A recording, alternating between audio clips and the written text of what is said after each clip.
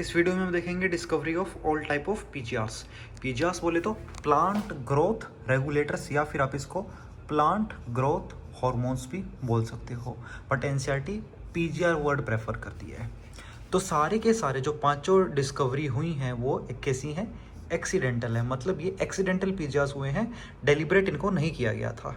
सबसे पहले Charles Darwin और फ्रांसिस डार्विन क्या करते हैं कि जो टिप ऑफ कोलियोप्टाइल, जो कोलियोप्टाइल है एक टाइप ऑफ ग्रास है, उसके अंदर इन्होंने क्या देखा कि मान लो कि ये उसकी टिप है, तो जहाँ से लाइट आ रही थी ये उधर की तरफ बेंड हो गई। तो इन्होंने कहा कि यहाँ से ऐसा कुछ निकल रहा है जो पूरे बॉडी को इफेक्ट कर रहा है और इसको यहाँ मोड़ रहा है। तो फिर इन्होंने ऐसा बोला, बट इन्होंने क्या किया था, सिर्फ उस इफेक्ट को डिस्कवर किया था। फिर अगले बोलते हैं एफ.डब्ल्यू. वेंट आते हैं, उन्होंने क्या किया कि सेम चीज़ को ओट सीडलिंग से, उसकी भी कोलियोप्टाइल से यानी कि टिप ऑफ कोलियोप्टाइल से उसको एक्सट्रैक्ट कर लिया। तो यानी कि इन्होंने डिस्कवर किया और एफ.डब्ल्यू. वेंट ने उसको आइसोलेट किया। Next is gibberellin. E Kurosawa जो हैं, इन्होंने क्या किया था कि एक बेकेने नाम की एक डिजीज़ होती है जिसको अपन बोलते हैं फुलिश सीडलिंग डिजीज़ होती है, जो कि राइस में होती है। इसके होने का कारण है कि एक टाइप की फंगस होती है जिब्रेलिला फुजिकोरा, तो इसकी वजह से ये डिजीज़ होती है और इस डिजीज़ के होने का कारण ये फंगस है। इसका मतलब कि ऐसा कुछ इफेक्ट जो इससे निकल के केमिकल उस राइस के अंदर जा रहा है जिसकी वजह से डिजीज़ हो रही है, तो उसको बोला gibberellin hormone. Next hormone is cytokinins. तो यहाँ पे एक छोटी सी एक स्टेप आती है कि एक्सकूग एंड को वर्कर्स ने क्या किया था, एक्सट्रैक्ट यूज़ किया vascular tissue, yeast and coconut milk का या फिर डीएनए का।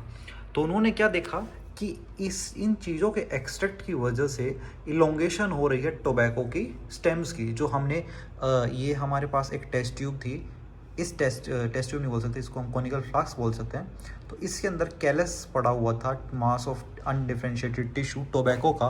तो वो जब डिफरेंशिएट होने लगा तो उसकी स्ट्रेम्स कुछ ज़्यादा जल्दी डिफरेंशिएट होने लगेगी यीस्ट, कोकोनट मिल्क और डीएनए के एक्सट्रैक्ट की वजह से। तो इन्होंने कहा कि ऐसा कुछ इसके से निकल रहा है एफ.स्कू एंड कोवर्कर ने कि जिसकी वजह से ऐसा हो रहा है। फिर मिलर ने क्या किया, उसको बाद में क्रिस्टलाइज कर दिया, क्रिस्टलाइजेशन टेक्निक यूज़ करके उसके क्रिस्टल ऑब्टेन कर दिए और बोला कि ये और कुछ नहीं, ये काइनेटीन है। और फिर इन्होंने स्कूग, कोवर्कर एंड मिलर ने मिलकर के डिस्कवर कर दिया साइटोकाइनेंस को। उसके बाद 1960s में तीन अलग अलग डिस्कवरीज ने, इंडिपेंडेंट रिसर्चर्स ने तीन चीज़ें डिस्कवर की, इनिबिटर भी, एसिसिक-2 एंड डोर्मिन। इन तीनों का काम इनिबिशन का था।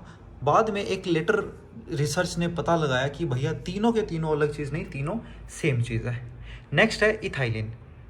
एच कोसेंस ने 1910 में एक ऐसा वोलेटाइल सब्सटेंस, एक वोलेटाइल गैस यानी कि जो जल सकती है, वो गैस ऑब्जर्व की कि वो ऑरेंजेस से, जो पके हुए राइपन ऑरेंजेस हैं उससे निकल रही है और जो कच्चे बनाना है उनको राइपन कर दे रही है।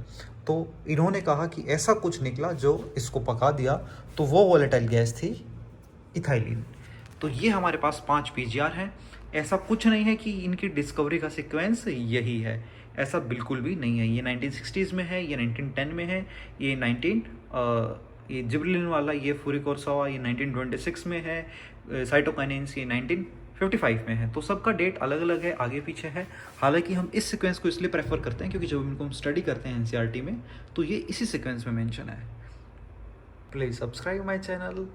एंड मेन थिंग, अगर आपको किसी भी टॉपिक पे वीडियो चाहिए जिसमें आप कंफ्यूज हो रही हो तो आप मेरे को कमेंट कीजिए, मैं आपको स्पेसिफिक टॉपिक की वीडियो बना करके ज़रूर प्रोवाइड करूँगा।